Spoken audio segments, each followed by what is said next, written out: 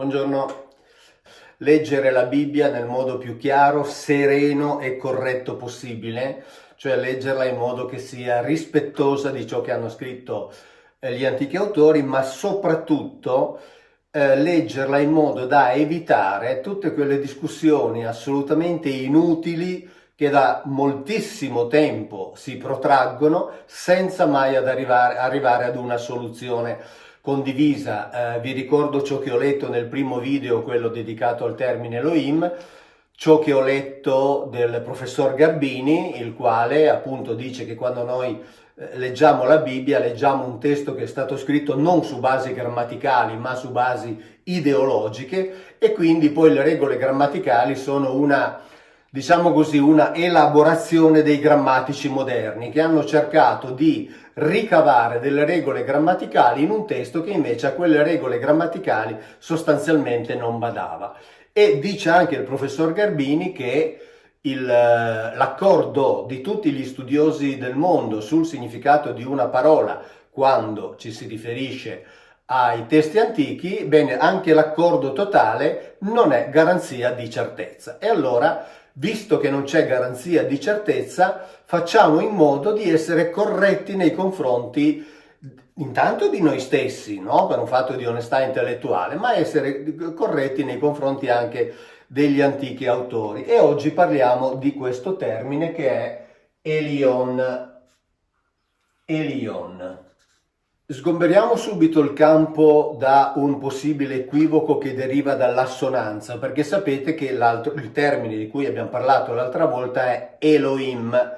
Quindi Elion e Elohim potrebbero sembrare due termini derivanti dalla stessa radice, invece ricordiamoci che la radice Elohim deriva dalla radice El, quindi qui c'è una Ain, qui c'è una Aleph, e quindi sono due radici completamente diverse. Ora, il termine Elion è un termine che indica lo stare sopra. È un aggettivo, poi lo vedremo nei particolari, così come probabilmente ricordate che Elohim e Teoi, quando ne parlo nei video dedicati ai rapporti tra Bibbia e Omero, sono termini che indicano delle funzioni di individui, cioè non identificano purtroppo gli individui, che non sappiamo chi sono. Quindi, mentre ad Elohim vengono attribuiti tutta una serie di significati, ad Elion viene attribuito il significato di altissimo. Quindi tutte le volte che voi nella Bibbia trovate l'altissimo, in realtà in ebraico c'è questo termine qui, Elion. Ora, altissimo è un superlativo assoluto. Elion non è un superlativo. Quindi già questa traduzione ci dà l'idea di come ci sia una forzatura nel passaggio da una lingua all'altra, una forzatura assolutamente ingiustificata. Vi parlavo di incertezze, vi faccio un esempio talmente semplice che già sarebbe sufficiente, poi però insomma argomentiamo un pochettino di più. Nella enciclopedia della Bibbia, scritta soltanto da, chiamiamoli così in termini semplici, super specialisti, ed è un'enciclopedia per specialisti, c'è scritto El Elion, Dio supremo adorato dal sacerdote Melchizedek, ed è questo termine indizio di una tendenza monoteista. Quindi enciclopedia cattolica, Elion, indizio di una tendenza monoteista. Uno dei massimi esegeti ebrei, professor Emanuel Tov, nella sua analisi critica del testo dell'ebraico biblico, nella edizione del 2001, vi dico anche a pagina 269, dice che Elion, El e Yahweh non sono vari modi per indicare il Dio di Israele, ma corrispondono in realtà a tre individui diversi.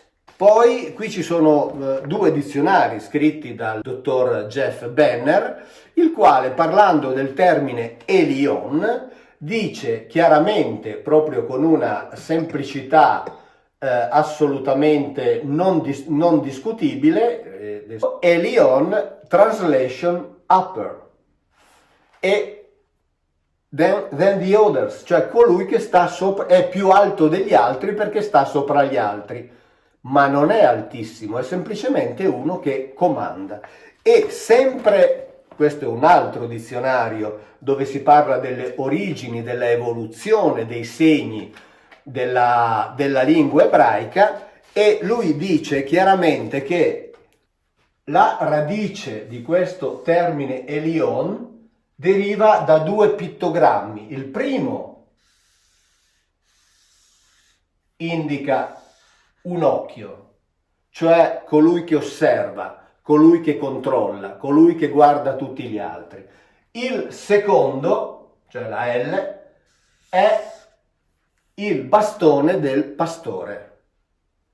Quindi questo sta ad indicare colui che tiene sott'occhio tutto e colui che governa gli altri col bastone del pastore. Vi ricordate quando ho letto quel passo del Crizia dove Platone racconta che gli dei, dopo essersi spartiti i territori, governavano i loro popoli come un pastore fa con il gregge e cercano di governarli con amore, cercano di governarli con il convincimento, eccetera. Benissimo.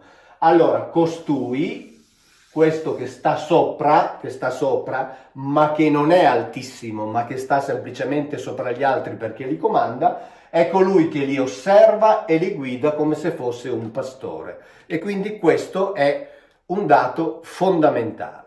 Elion tra l'altro è usato poche volte. Per esempio è usato in Deuteronomio 32:8 quando si dice che Elion divideva i popoli e definiva i confini delle nazioni sulla base del numero dei figli di Israele. C'è scritto nelle Bibbie, ma abbiamo visto in altri video, sulla base del numero dei figli degli Elohim, cioè quindi sulla base del numero dei governatori al di sopra dei quali lui stava, con una semplicità incredibile.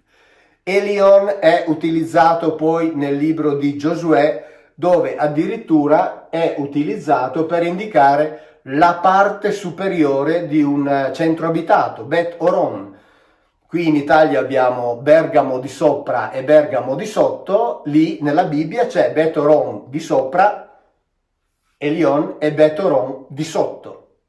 In Ezechiele invece si parla di una costruzione che ha un piano inferiore e un piano superiore. Ma adesso questi termini li andiamo a vedere in particolare in modo da capire esattamente qual è il grado di conoscenza che abbiamo su questo e quindi come sia impossibile o diciamo così pretestuoso tradurlo con altissimo. Ecco, questo è il primo degli esempi di Elion che vi voglio far vedere. Questo è un lavoro di analisi comparato a un lavoro abbastanza complesso fatto per gli studiosi. Ecco, qui abbiamo il termine Elion e come vedete questo termine Elion è chiaramente indicato come aggettivo maschile singolare assoluto. Avete visto? Lo rivediamo. Vedete, aggettivo maschile singolare assoluto. Passiamo all'altro esempio di Elion e andiamo nel libro di Giosuè, andiamo al capitolo 16 nel versetto 5 dove di nuovo c'è il termine Elion, ma qui la cosa interessante è proprio questa. Intanto che Elion, come vedete, nuovamente è indicato come aggettivo maschile singolare assoluto, ma qui indica chiaramente che, come lo potete leggere anche in una delle traduzioni qui sotto, fino a Bet Oron di sopra, cioè fino a Bet Oron e poi Elion indica semplicemente di sopra, cioè non ha nulla a che vedere con quel superlativo assoluto che viene utilizzato per indicare l'altissimo. Quindi vedete chiaramente che questo è un utilizzo molto concreto dell'aggettivo Elion. E poi andiamo ancora ad un terzo esempio, andiamo ad Ezechiele. Ecco, qui siamo in Ezechiele 41:7 dove vediamo addirittura un terzo tipo di utilizzo del termine Elion. Intanto, come vedete nel solito quadratino che compare, vedete che è un aggettivo femminile singolare.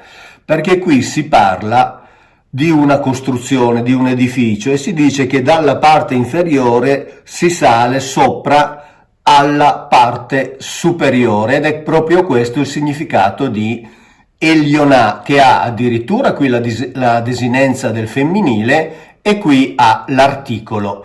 Quindi, come per gli altri due esempi, qui siamo di nuovo ad un utilizzo molto concreto. Si parla di un piano superiore, di una casa, di un edificio, di una costruzione. Assolutamente, ancora una volta, nulla a che vedere con il superlativo, meno che mai con il superlativo assoluto. Veramente tutti noi possiamo capire come il significato della Bibbia possa avere una sua valenza concreta al di là di tutte le interpretazioni che possono essere date. Allora, abbiamo visto 3 utilizzi di Elion nella Bibbia, 3 utilizzi molto concreti, e addirittura ne abbiamo visto uno al femminile, Elionà. Quindi Elion con il famoso plurale di astrazione, che sarebbe adattissimo se quella regola fosse valida, invece viene applicata a Elohim perché? Perché Elohim ha la desinenza plurale, quindi bisogna inventarsi una spiegazione. Elion non ha la desinenza plurale, usata in questo modo, quindi non c'è bisogno di inventarsi una spiegazione, ma ricordate all'inizio vi ho letto l'esegesi del professore Manuel Tobi, il quale dice sono persone diverse, individui diversi, quindi questo già di per sé indica che questo è uno e questi, cioè gli Elohim sono tanti, quindi su questo non ci dovrebbe essere discussione. Il problema è che sia per Elohim che per Elion stiamo parlando di aggettivi, cioè Elion quando è riferito a colui che comanda gli Elohim, così come per gli Elohim, non viene definito individualmente, se ne definisce soltanto la funzione. Certo è che la funzione di Elion non è quella di un altissimo, cioè di un superlativo assoluto, ma è quella semplicemente di un governatore che osserva e dirige il suo gregge. Allora noi sempre, per evitare discussioni, perché sapete su questo si può discutere per decenni, ve l'ho già detto col termine Elohim, non se ne viene a capo, tant'è che siamo ancora qui a discutere, e non sono il solo a farlo ovviamente, magari sono quello che si espone un po' di più, ecco, diciamo così. Bene, allora, tutte le volte che voi nella Bibbia trovate altissimo, voi toglietelo e scrivete semplicemente Elion. Oppure, se volete applicare una traduzione, ma è meglio se non lo fate, così almeno si evitano discussioni, se volete potete scrivere quello che sta sopra, però è meglio non farlo, così si evitano discussioni, tanto capite tutto lo stesso, capiamo tutto lo stesso.